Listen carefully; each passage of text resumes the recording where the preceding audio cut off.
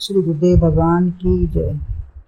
श्रीमद् भगवद गीता की 11वें अध्याय में अर्जुन विश्वरूप का दर्शन ऐसे अपूर्व विलक्षण रूप को देखकर अर्जुन अत्यंत कृतकृत्य हो रहे हैं। 28वें श्लोक में नदी का दृष्टांत देते हुए कहा है कि भगवान के प्रज्वलित मुखों में ये सब प्रविष्ट होते जा रहे हैं। साधक व भक्तों के लिए कह रहे हैं, जो भक्त नहीं है उनके लिए ही दीपक या पतंगे की उपमा आगे देते हैं। 29वें श्लोक में कहते हैं, यथा प्रदीप्तं ज्वलनं पतंगा विशन्ति नाशाय समृद्ध वेगः तथैव नाशाय विशन्ति लोकास्तवापि वक्त्राणि समृद्ध वेगः। जिस भांति जलती ज्वाल में जाते पतंगे वेग से, यों मृत्यु हिते नर मुखों में आपके जाते धसे। सब ओर से इस ज्वाल में मुख में नरों को धर रहे, देवेश रचना चाटते भक्षण सभी का कर रहे।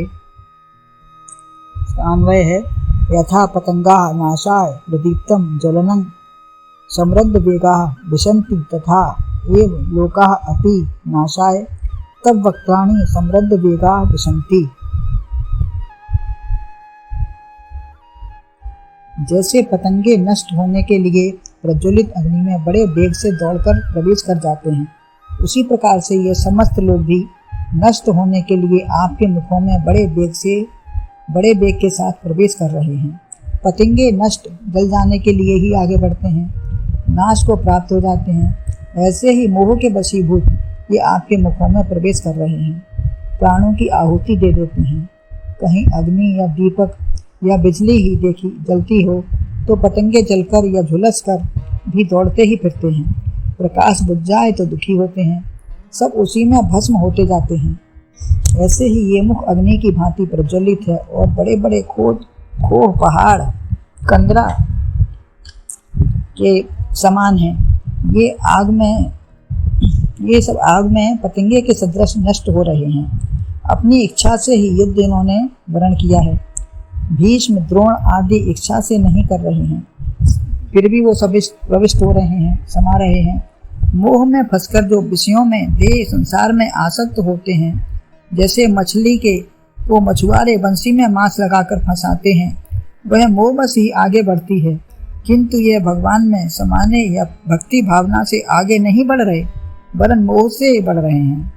अधिक शक्ति सामर्थ्य से भोगों के सेवन से रोग व मृत्यु की ओर ले जाने वाले ये पंच विषय, इन्हीं में फंसकर अनेक विषयों को जुटाने का उपक्रम करते रहते हैं। अनेकानेक सुख के साधन व धनोपार्जन कर लिया, सुख उपभोग का स्वप्न मिथ्या होकर मुसीबतों में फंसना पड़ता है। राग व आसक्ति से उतनी ही परेशानियां मोल ले लेते हैं। जितना जितना भोग मानते हैं उतना रोग व सुख की चाह से कष्ट, उन्नति की चाह से पतन की ओर जाते चले जाते हैं। यह सब नाश होने के लिए ही आगे बढ़ रहे हैं। सत्य व अधिकारों के लिए लड़ना न्याय संगत है, दूसरे की वस्तु हड़पना दुराग्रह है। एक व्यक्ति जरूरत भर का ही धनोपार्जन करता था, उदाहरण है, और खर्च कर देता था। एक दिन एक पैसा बचाया तो किसी ने गरीब को देने को कहा तो गरीब ही उसे कोई नहीं मिला। 2-3 दिन हो गए चिंता में। एक राजा को देखा जो दूसरे राज्य पर चढ़ाई करने जा रहे थे। इससे ज़्यादा भी तो उसने सोचा कि इससे ज़्यादा गरीब और कौन होगा, अतः वह पैसा फेंक दिया रथ में उसने। ऐसी धृष्टता पर उसे राजा ने ऊपर बुलाया तो उसने सब बताया कि बोले, मैं गरीब उसे ही समझता हूँ जिसके पास खाने की कमी हो और दूसरे पर आक्रमण करे। ऐसे सामान्य व्यक्ति की छोटी सी घटना से राजा को होश आ गया और वो वापस चला गया।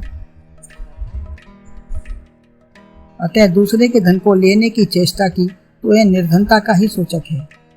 हमारे पास सब कुछ होते हुए हम दूसरे का धन लेने की चेष्टा करें तो ये निर्धनता का ही सूचक है। ये सब कुछ करने आए हैं। कौरवों की ओर से जो अत्याचारी हैं वो भाइयों पर अत्याचार करता है, दुराचारी है।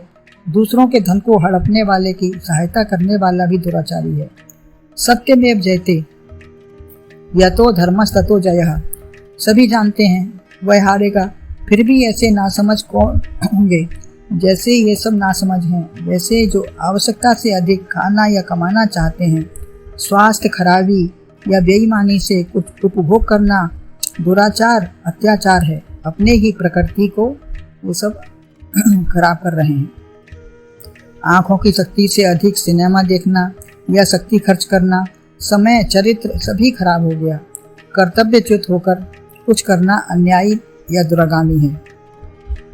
अधिक देखना, सुनना, खाना, स्पर्श करना, पंच विषयों के मोह से मृत्यु को आमंत्रित करना ही है। एक बादशाह ने एक शराब की बोतल मंगवाई, खरीद कर बहुत देर में आया।